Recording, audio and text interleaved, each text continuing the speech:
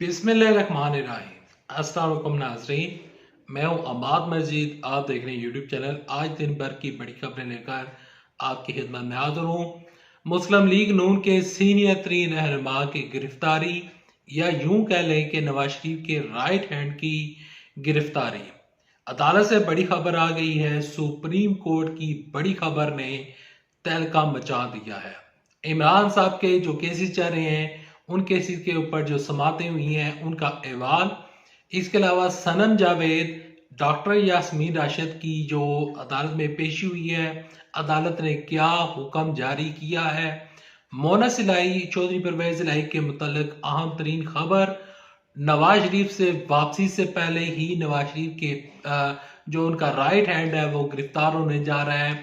अदालत से क्या बड़ी खबर आई है, ये खबरें शेयर करने से पहले, आगे बढ़ने से पहले आप सबसे एक छोटी सी रिक्वेस्ट करूंगा कि इस वीडियो को लाइक कीजिएगा, चैनल सब्सक्राइब कीजिएगा, साथ लगे नोटिफिकेशन बटन दबाइएगा ताकि जो आने वाले वीडियोस हैं आप उनको मिस ना कर सके। जो मुझे आज पहली दफा देख रहे हैं उनसे मैं एक चीज की माजरत करना चाहता हूँ कि मेरी आंखों में इंजेक्शन लगा हुआ है, तो इस वजह से मैं सन ग्लासेस यूज कर रहा हूँ। तो प्लीज इस चीज को आप माइंड मत कीजिएगा। मेरी जो बीमारी है उस वजह से मैं अपनी जो आंखें हैं वो आपको नहीं दिखा सकता। जब ठीक होंगी इंशाल्लाह आपके साथ ये ऐनकें आपको नजर नहीं आएगी, बल्कि जो मैं आई साइड ग्लासेस पहनता हूँ इंशाल्लाह उसमें आपके साथ वीडियो शेयर करूंगा। तो अभी के लिए मैं माजरत चाहता हूँ, क्योंकि नीचे कमेंट आ रहे होते हैं कि आप ऐनक क्यों पहनते हैं, क्या वजह है। ये कोई अच्छी बात नहीं है, आप ऐनक बनाकर वीडियो अपलोड कर रहे हैं। तो मेरी इस टाइम मजबूरी बनी हुई है। उम्मीद करता हूँ कि आप मेरे लिए दुआ करेंगे और मेरी सेहतयाबी के लिए दुआ करेंगे ताकि मैं ठीक हो सकूं और आपके साथ हर रोज वीडियो शेयर कर सकूं। बढ़ते हैं खबरों की जानिब। सबसे पहले आपके साथ खबर शेयर करते हैं इमरान खान साहब का साइफर केस।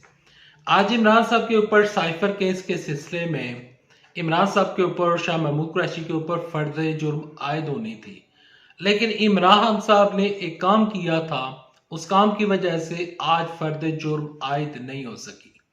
इमरान साहब के जो वकील हैं, वकील शेर अफजल मुरव्वत साहब जो हैं, उन्होंने एक जो चालान पेश किया गया था जिसमें इमरान साहब को कसूरवार ठहराया गया था, उस चालान के ऊपर इमरान साहब के दस्तखत होना बाकी थे। इमरान साहब ने दस्तखत नहीं किए थे, इस वजह से अब ये जो मामला है वो लटक गया है। इमरान साहब के ऊपर फर्द जुर्म आज आयद नहीं हो सकी और इमरान साहब जो है उनको तकरीबन 7 दिनों की मजीद मोहलत मिल चुकी है। 7 दिन के बाद यानी कि 23 अक्टूबर को इमरान साहब और शाह महमूद कुरैशी के ऊपर फर्द जुर्म आयद होगी।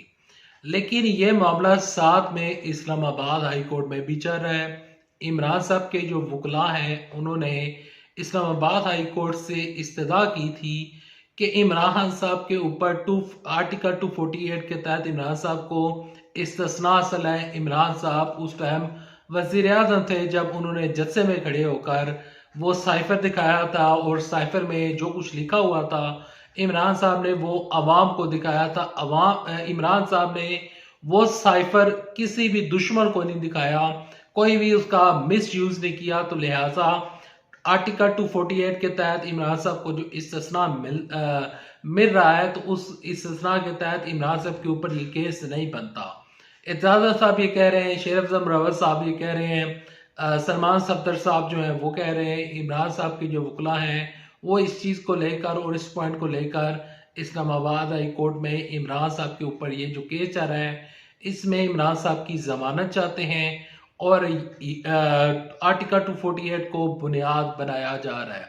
अब अगर अदालत से कोई फैसला आ जाता है इस्लामाबाद हाई कोर्ट से और आर्टिकल 248 को मान लिया जाता है, तो जो 23 अक्टूबर को फर्द जुर्म आयद होने जा रही है वो मामला खत्म हो सकता है। लेकिन अब जो बाल है वो है इस्लामाबाद हाई कोर्ट के कोर्ट में। तो देखते हैं कि इस्लामाबाद हाई कोर्ट इमरान साहब के हक में फैसला देती है या नहीं। और यहाँ पर आपके साथ खबर ये शेयर करता चलूँ कि जो खसूसी अदालत के जो जज है जस्टिस अबू असनाद जुल्कुनैन साहब जो हैं, उन्होंने इमरान साहब की जो जेल है उसमें उन्होंने तोसी कर दी है। जो इमरान साहब जहाँ पर रहते हैं तो उसमें भी वो तोसी कर दी गई है। इमरान साहब का जो सेल है वो पहले छोटा था, अब उसको मज़ीद बड़ा किया जा रहा है। इमरान साहब ने रिक्वेस्ट की थी कि मुझे खाना जो है वो घर का दिया जाए। इमरान साहब ने रिक्वेस्ट की है कि मेरी जो साइकिल है जिसके ऊपर मैं एक्सरसाइज किया करता था वो साइकिल भी मुझे मुहैया की जाए। और इमरान साहब कहते हैं कि मुझे वर्जिश का जो यहाँ पर सामान है वो मुझे दिया जाए ताकि मैं यहाँ पर वर्जिश कर सकूँ।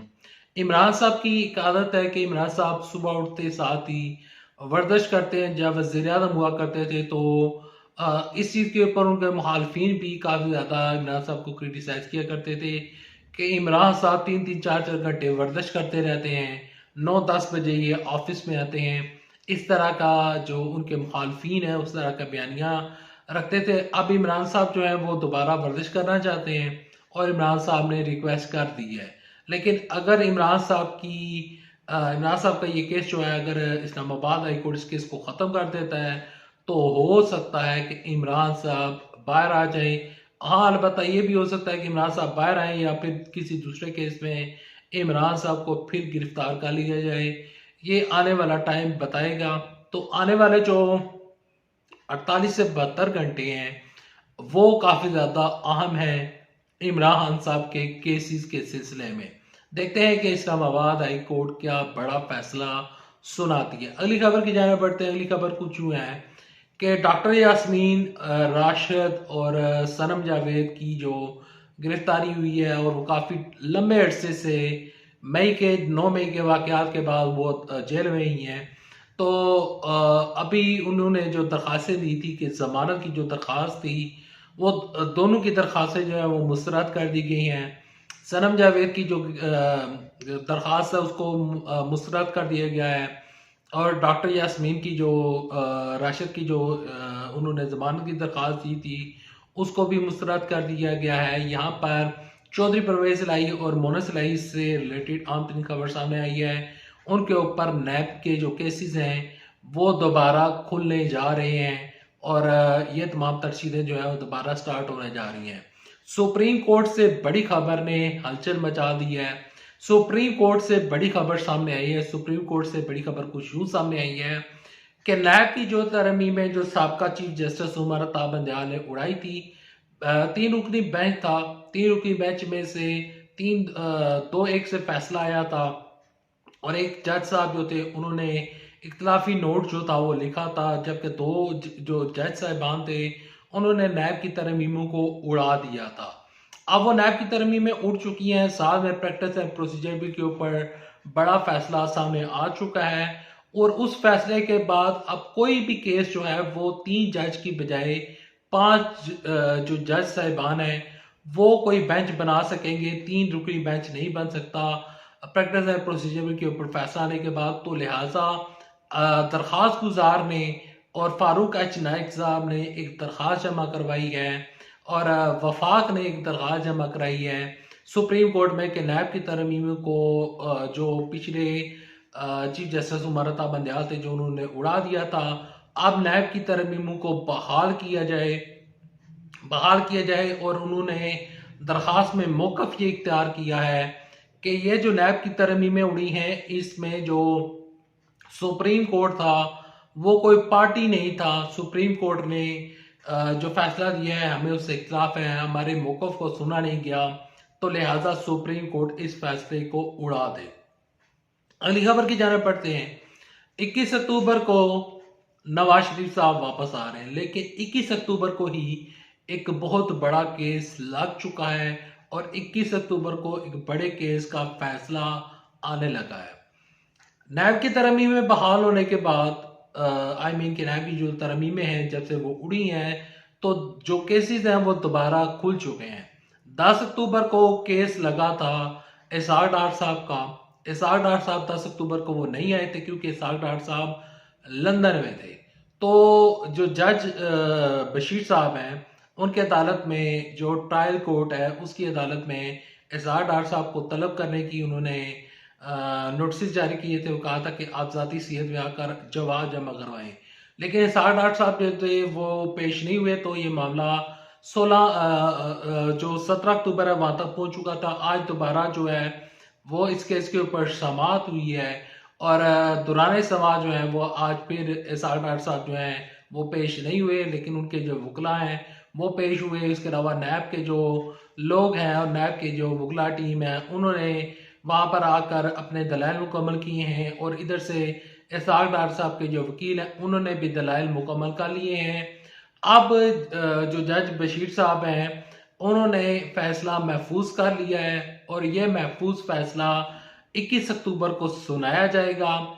21 अक्टूबर को अगर ये फैसला इसहाक डार के हक में गया तो जो नैब की तरमीमें होने के बाद और ये जो केस खुला है इसको अगर अदालत ख़त्म कर देती है तो इसहाक डार साहब जो है वो बरी हो सकते हैं। लेकिन अगर अदालत जो महफूज फैसला हो चुका है, अगर अदालत ये फैसला सुना देती है कि ये नैब के जो केसेस हैं वो मजीद चलेंगे, तो 21 अक्टूबर को नवाज शरीफ साहब आ रहे हैं।